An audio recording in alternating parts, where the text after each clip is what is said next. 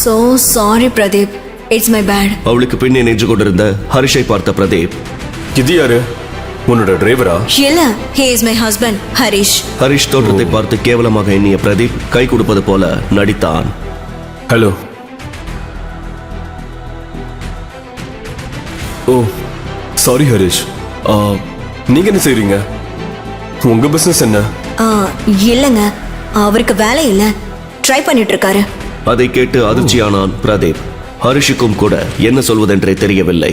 அப்பொழுது பிரதீப், இது போதுமே, இவ்வளோ அசால்ட்டா தட்டி தூக்கிட்டு போய்கிட்டே இருக்கலாம் என்று குதர்க்கமாக யோசித்த பிரதீப் ஹரிஷை பார்த்து, என் கம்பெனியில் ஒரு வேலை இருக்கு, சரியா? திடீரென பிரதீப் கேட்டதும் என்ன சொல்வதென்று தெரியாமல் யோசித்த ஹரிஷ் சந்தனாவை பார்த்தான். செய்வாரு, கவலைப்படாத, நல்ல ஜாப் தான். அதன் பிறகு அங்கிருந்து கிளம்பினான் பிரதீப். சந்தனாவும் பிரதீப்பை பின்தொடர்ந்தபடி ஹரிஷை அங்கிருந்து விரட்டினாள். இதையெல்லாம் யோசித்தபடியே வீட்டிற்கு வந்தான் ஹரிஷ்.